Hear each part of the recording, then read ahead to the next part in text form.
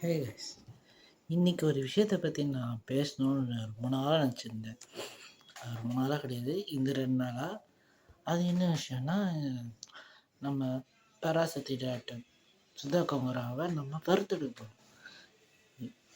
ஏன் இது திடீர்னு ரோஸ்ட்னா, அவங்க நம்மளை விஜய் ஃபேன்ஸை பற்றி தப்பாக பேசினாங்க.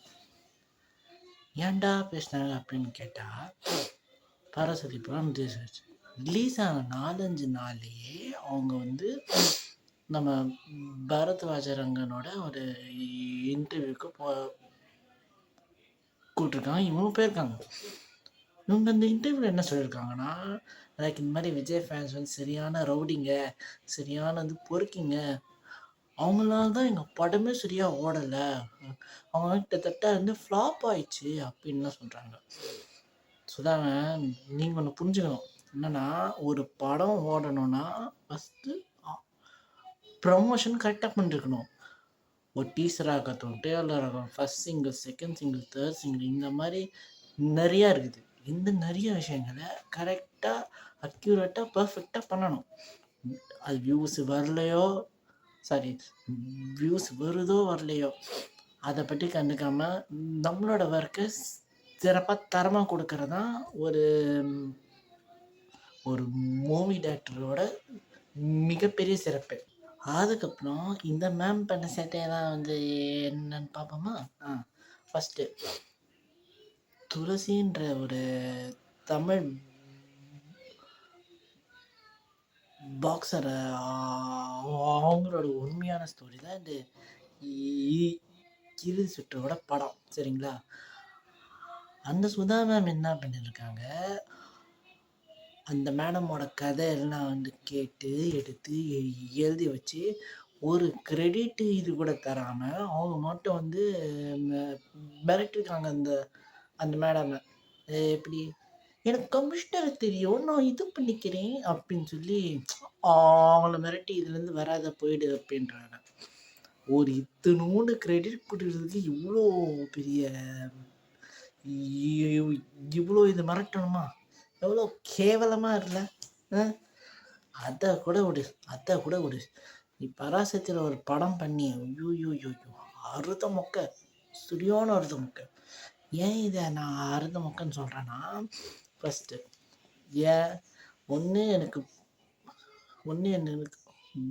நான் எஸ்கே ஹேட்டருங்க, சரியா? சுயான எஸ்கே ஹேட்டர். அவர் வளர்றது பிரச்சனை இல்லை, அவர் பண்ண அந்த நெகட்டிவ்ஸ் தான் எனக்கு பெரிய பிரச்சனையே. ஈமானோட பிரச்சனையாக இருக்கட்டும், அப்புறமேட்டு தனுஷ் கூட பண்ண பிரச்சனையாக இருக்கட்டும், அதுக்கப்புறமேட்டு இப்போது விஜய் ஃபேன்ஸ் கூட பண்ண பிரச்சனை. கோட்டில் இவர்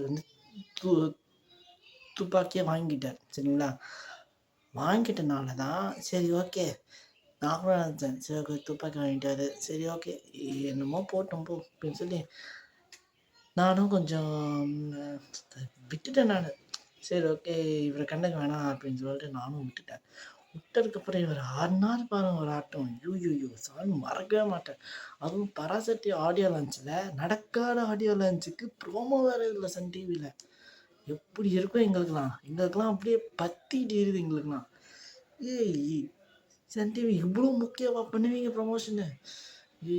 எங்களுக்கே இது ரொம்ப எரிச்ச மாதிரி ஆச்சு. எதுக்குறா இப்படி இவ்வளோ கேவலமாக ப்ரொமோஷன் பண்ணுறாங்க அப்படின்னு சொல்லி. இதில் வேறு ப்ரொமோஷனில் வேறு இவங்க 2 பேரும் பேசியிருக்காங்க. விஜய் ஃபேன்ஸையும் கவர் பண்ணுறதுக்காக எஸ்கே என்ன சொல்லியிருக்காரு, இது அண்ணா தம்பி பொங்கல் அப்படின்னாரு. ஒரு விஷயம் இது பண்ணிக்கணும், சரிங்களா?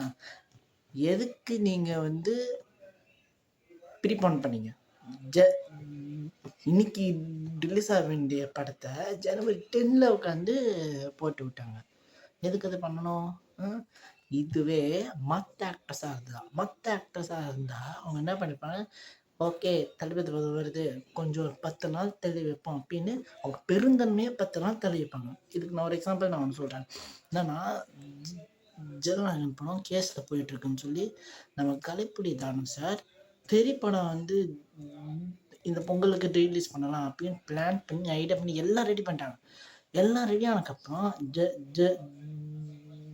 ஜனநாயகன் ரிலீஸ் ஆகலன்னு சொல்லி மொத்தம் 3 தமிழ் படம், எல்லாமே சின்ன படங்கள் தான். அது எல்லாமே பொங்கலுக்கு கொண்டு வந்துட்டாங்க.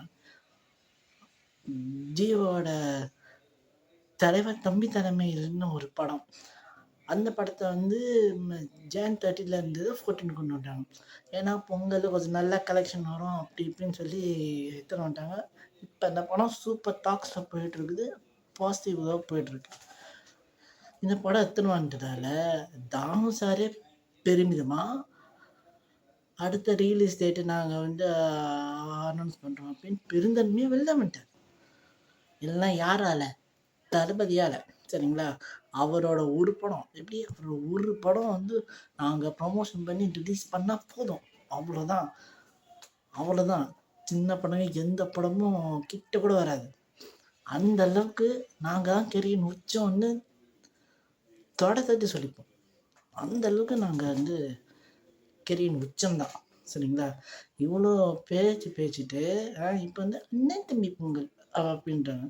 இல்லை வேற வந்து இவர் விஜய்கிட்ட பேசினதாகவும் இவர் பண்ணதாகவும் சொல்லுங்க, எல்லாம் பொய் மாதிரி தான் தெரியுது எனக்கு. சரிங்களா?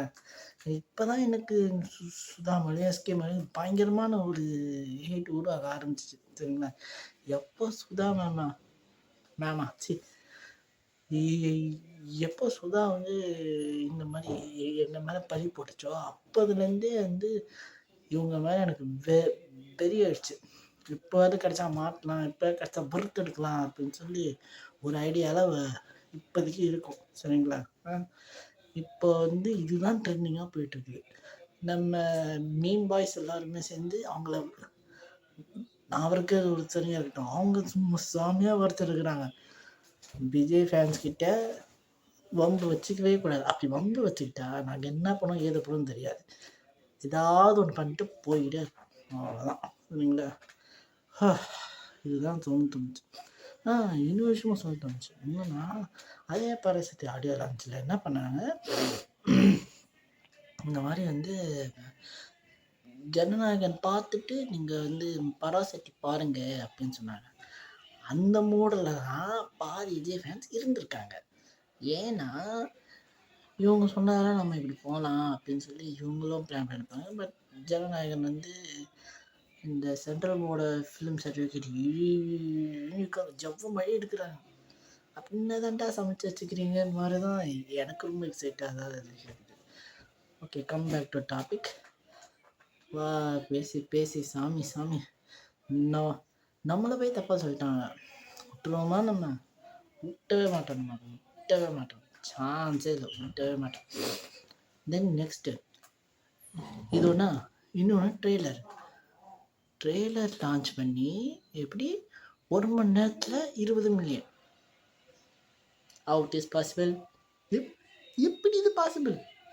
இதுவே எங்கள் தளபதி படமாக இருந்தால், இப்போ எக்ஸாம்பிள் ஜனநாயகனோட ட்ரெய்லர் வியூஸ் பற்றி பேசலாம். சரிங்களா? இது நான் வந்து என்னோட இதில் தான் நான் சொல்கிறேன். ஆனால் வந்து டைம் படி கரெக்டாக இருக்கும். என்னென்னா, ஒவ்வொரு நிமிஷத்துக்கு ஒரு 1000 வருதுன்னு வச்சுக்கோங்க. இதே வந்து 1 மணி நேரத்துக்கு 2 மில்லியனோ 3 மில்லியன் 4 மில்லியன் வரும். சரிங்களா? இப்படி தான் ஸ்லோவாக ஆர்கானிக்காக வளரும். இதுதான் ஒரு ட்ரெய்லர் ட்ரெண்டிங்கான ஒரு வேலை. சரிங்களா? ஆனால் இவங்க பண்ண வேலை பாட்ஸு, ஃபுல் அண்ட் ஃபுல்லாக பாட்டு. 30 வருது 40 வருதுன்னு வா.